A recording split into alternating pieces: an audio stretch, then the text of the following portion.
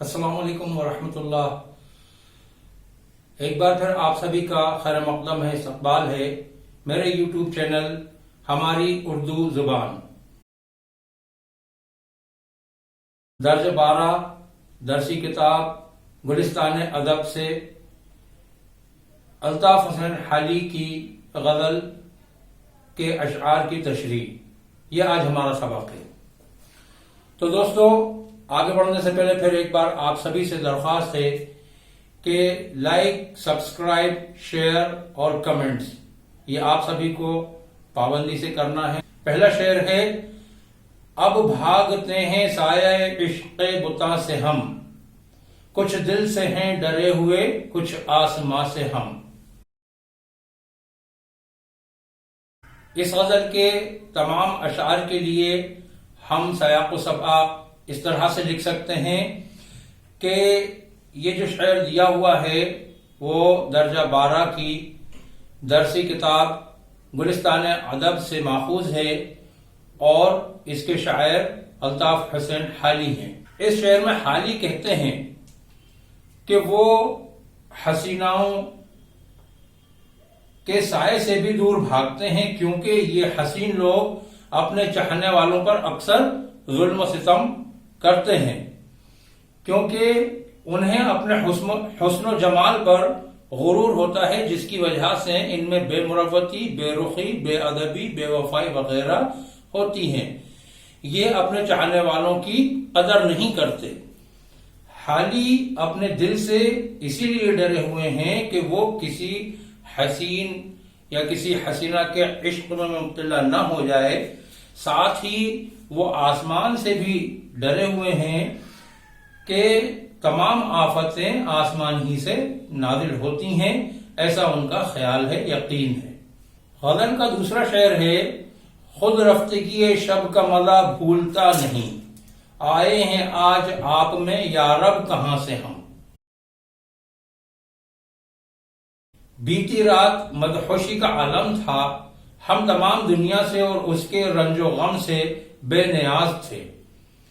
ہمیں کوئی فکر لاحق نہیں تھی، بس ہم تو اپنے محبوب کی یاد میں غرق تھے، ڈوبے ہوئے تھے، اور اس سے ہمیں بڑا سکون ملا، ہمیں خوب مزہ آیا اور اس مزے کو ہم اب بھی محسوس کر رہے ہیں اور وہ مزہ ہم بھول نہیں پا رہے ہیں۔ اور یہ بات آج ہم پر جانے کس طرح کھل گئی ہے، یعنی یہ راز آج ہمیں معلوم ہو گیا ہے کہ محبوب کے خیال میں، اس کے تصور میں کھو جانا دنیا کے تمام دکھوں کو بھول جانے کا بہت آسان طریقہ ہے۔ یعنی آج ہی ہم اس راز کو جان پائے ہیں، آج ہی ہم ہوش میں آئے ہیں۔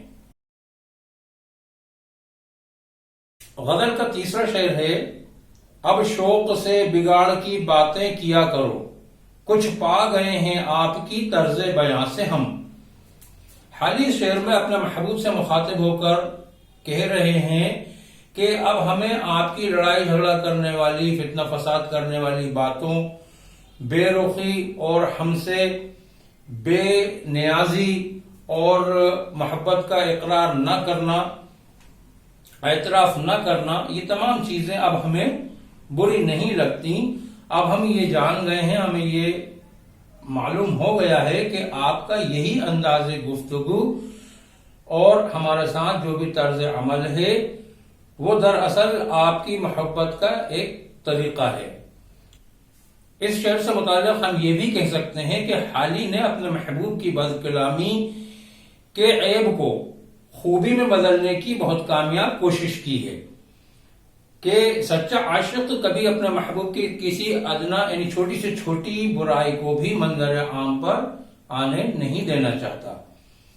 اور اسی بات کو غالب نے بھی یوں کہا ہے کہ کتنے شیریں ہیں تیرے لب کے رقیب، کتنے شیریں ہیں تیرے لب کے رقیب، گالیاں کھا کے بے مزہ نہ ہوا۔ غزل کا چوتھا شعر ہے: دلکش ہر ایک قطع صحرا ہے راہ میں، ملتے ہیں جا کے دیکھیے کب کارواں سے ہم۔ اس شعر میں حالی حالت عاشق کا بیان کرتے ہوئے کہتے ہیں کہ عاشق کو اگر یہ گمان بھی ہو جائے کہ فلاں ریگستان سے میرے محبوب کا گزر ہوا ہے تو وہ گرمی سے جلتا ہوا ریگستان بھی اس کے لیے جنت نما باغ بن جاتا ہے، اور اس ریگستان کی ویرانی بھی اس کے لیے دلکشی کا سامان بن جاتی ہے۔ مراد یہاں پر مجنوں سے ہے کہ وہ لیلا کو ڈھونڈنے کے لیے ریگستانوں کی خاک چھانتا پھرتا تھا۔ دوسرے مصرے میں حالی کہتے ہیں کہ رہا کے دلکش نظاروں سے لطف اندوز ہونے میں ہم اس طرح مشغول ہو گئے کہ ہم اپنے قافلے سے بچھڑ گئے، جدا ہو گئے۔ اب نہ جانے ہم کس طرح اور کب اپنے قافلے سے مل سکیں گے اور کب ہم اپنی منزل پر پہنچ سکیں گے۔ غزل کا 5واں اور آخری شعر ہے جو کہ مقطع بھی ہے۔ لذت تیرے کلام میں آئی کہاں سے یہ، پوچھیں گے جا کے حالی جادو بیاں سے ہم۔ اس شعر میں حالی نے اپنے کلام کی تعریف کرتے ہوئے خود کلامی کے سے انداز میں سوال کیا ہے کہ جادو جیسا اثر کرنے والا انداز گفتگو کہاں اور کس سے حاصل کیا ہے آپ نے، تاکہ ہم بھی نفع حاصل کر سکیں، حالانکہ حالی خود جادو بیاں ہیں۔ یہ شعر غزل کا مقطع بھی ہے، اور مقطع میں کبھی کبھی شاعر اپنی تعریف بھی کرتا ہے، اصطلاح میں اسے تعلی کہتے ہیں۔ اسی طرح غالب نے بھی اپنے کلام کی تعریف کرتے ہوئے شعر کہا ہے کہ ہیں اور بھی دنیا میں سخنور بہت اچھے، کہتے ہیں کہ غالب کا ہے انداز بیاں اور۔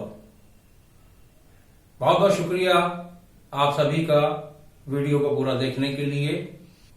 بس اسی طرح سے لائک، شیئر، سبسکرائب اور کمنٹس کرتے ہوئے اپنی قیمتی رائےوں سے مجھے نوازیں اور حوصلہ افزائی فرمائیں۔